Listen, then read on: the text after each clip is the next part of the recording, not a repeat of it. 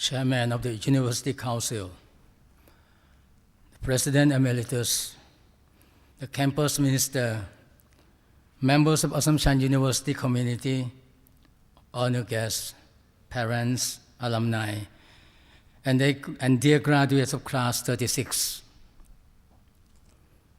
May I first acknowledge some of the dignitaries who have joined us today to honor the class of 2007 on their graduation.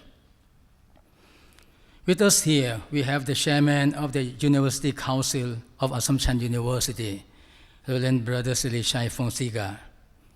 He is, at the same time, the Provincial Superior of the Brothers of St. Gabriel, Province of Thailand. Then we have Dr. Pravit Ratanapian, Chairman of the University Council of Ratanabandit University. At the same time, he is a member of the Executive Board of Higher Education.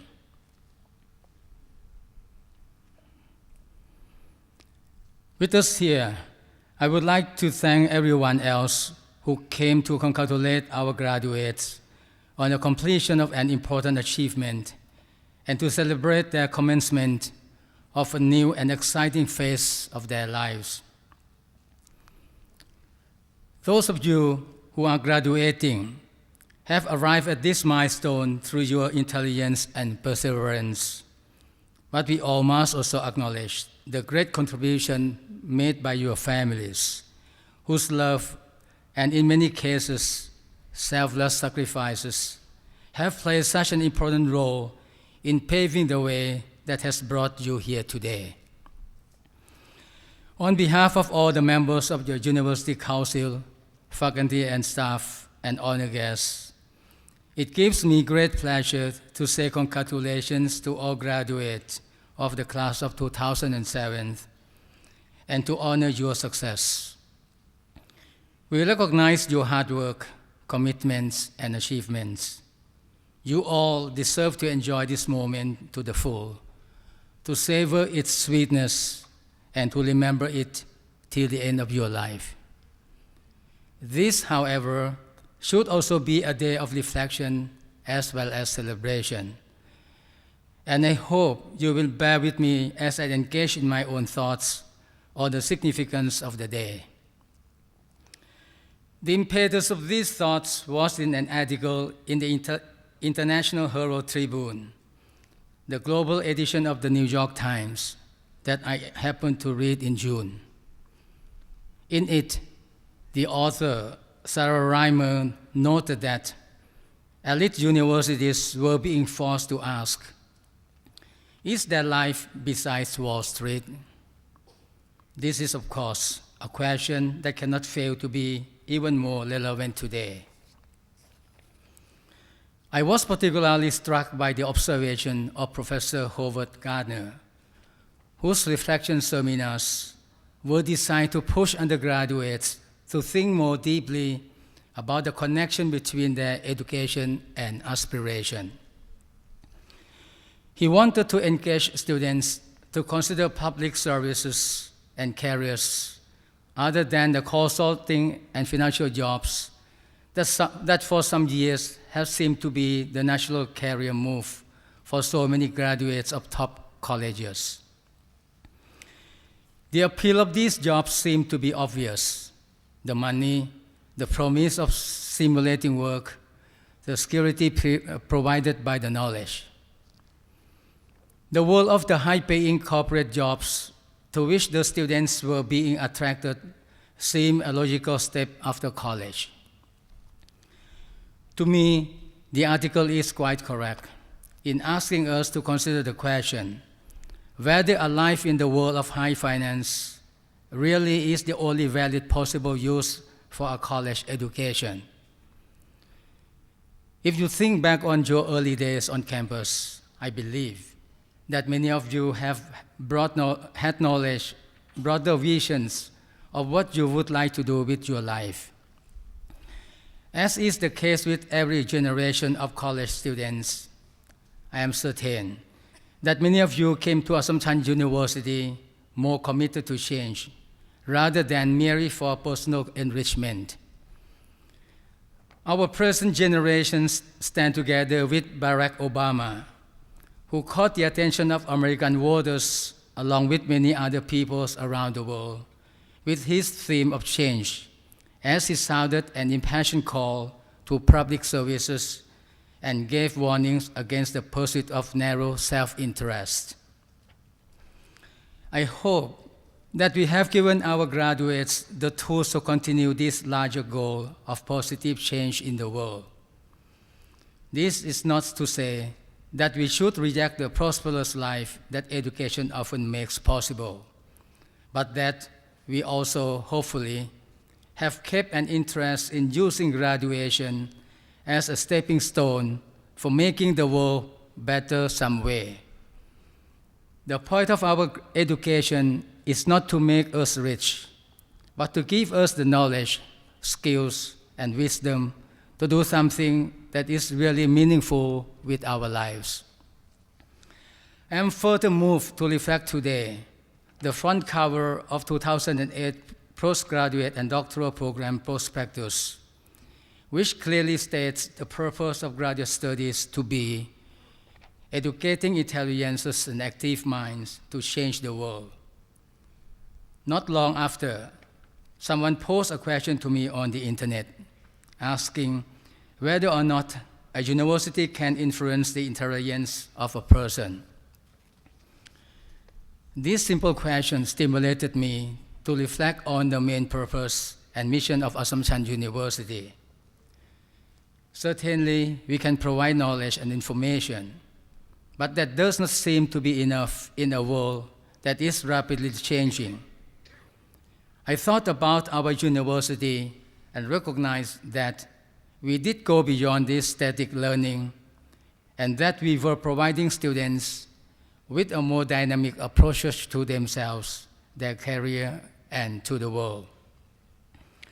I hope that our graduates of today have found in their years on campus a way to adapt to a world of constant change, an ability to adapt to ever-changing economic and social context, and for oneself to become an agent of change.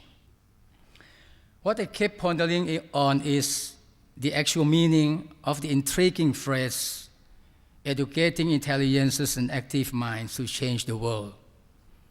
In what senses are intelligences active, and how could we, at the university, help prepare you to effectively change the world? That brought up the second question: how would you bring about change? And the third question considers the scope of our mission of change. Do we at Assumption University have the skill to accomplish its mission of changing the world? I dare not venture to interpret the statement on my own. My wisdom dictates that I quote a source, an open quote. Educating intelligences and active minds to change the world is a vision and mission, and at the same time, it is an aspiration. This means that a university, through its professors, can educate ordinary students to have the power of perceiving, learning, understanding, and knowing about things. It also means that the lecturers educate students to use the mental ability to comprehend complex problems in the world today. Those students with active minds can learn because they are inquisitive and curious to learn through reading, discussing, listening, reflecting, and active participation both in and outside classes. Thinking skill forms a very important mechanism in the process. And this end quote, and this I quote from the writing of Brother Martin. How does Assumption University go about accomplishing this? First, it has to start with the formation of the individual. There are different stages of formation and transformation. Through life's journey, we may have good times and bad times, but through this crisis, failures, and difficult times, we must try to get lessons out of them. To learn is to think, reflect, and try to internalize values of the experiences. If your mind remains active, then you are eager to learn and reflect on new challenges. The beautiful thing about learning is that Christopher Columbus, Leonardo da Vinci, Charles Darwin, Karl Marx, Albert Einstein. Moreover, we can look to our illustrious contemporaries, Mother Teresa of Calcutta, and most significantly, His Majesty King Bhumipol Adulyadej. Each of these men and women came into the world, examined its current state, or at least our current state of knowledge, and then worked hard to bring about a change in our conception of the world and of the world itself. What happened is the result of lifetime work, passion, persistence, and education. And this example suggests the amount of hard work that truly goes into change. The world cannot, however, be changed all at once. As you enter into a world full of problems, you need to be aware of many opportunities that can help bring about positive changes in the world. I very much hope that we have prepared you as effective change agents as far as your career is concerned. Anyhow, I do not believe that education is a panacea for all the problems of society, but it can identify problems and train people to have the capacity to find solutions. You must use these capacities to move the world forward. Your degree at Assumption University means that you are ready to change the world. It can happen only if you invest your energy and enthusiasm towards that goal. You are required to turn your hopes and dreams into reality. I have talked at some length about changing the world, but I also need to remark on changing oneself. One's knowledge, one's language, one's actions, and one's goal all stand in relation to the world, and you must be ready to change these things to change one's very self. The world is too fast-moving for us to remain the same person throughout life. Certain values, of course, must remain the same, but above this, there is always much room for adaptation and change. Remember that it takes a lot of courage to release the familiar and seemingly secure to embrace the new, even the new self. You already experienced this when you enter Assumption University. When first confronted with a rather strange environment, you may not have known how to deal with it, but eventually you adapted. You are now on the verge of a similar transition, and you can expect to face new environments, new people, and new challenges. Do not think that it is the last transition you will take in your life. Constant change and adaptation will be needed to keep on top of situations that arise. You will need to constantly recreate yourself, constantly leave behind parts of yourself, and face the exciting challenge of growth. In conclusion, may I quote from the words of Mahatma Gandhi, a great revolutionary. He said, "In a gentle way, you can shake the world." Dear graduates, our world, our nation, our society, and some of our families, including some of us, are facing difficult challenges. In the long term, education is the only viable solution to our problem. Leadership and innovations prove to be essential components of change. The use of knowledge and information guided by wisdom becomes important factors in supporting and directing change. You have now finished one phase of your education, but do not think that you are over with learning. Education today is a lifetime process, and you can expect to keep on learning throughout your life. Seek small improvements. That's the only way we can begin, and when it happens, it lasts. I can tell you that your degree from Assumption University means you are ready to change the world if you invest your energy and enthusiasm required to turn your hopes and dreams into reality. Trust your heart and success will come to you.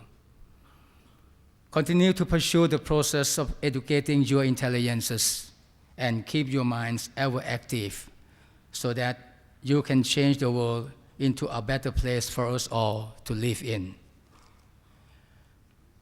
Now you are members of the Assumption University family. Be proud and honor your alma mater. And on behalf of the university and our honored guests, again, I do congratulate you on your achievements. Once again, I would like to thank all honored guests, faculty and staff, including the AC band behind there, who are present here to honor our graduates. I pray that the Almighty God be with you. May He accompany you in every step you take and lift you up in case you stumble and fall. May He sustain you and bless you with happiness always. May God bless you. Congratulations and thank you for your attention.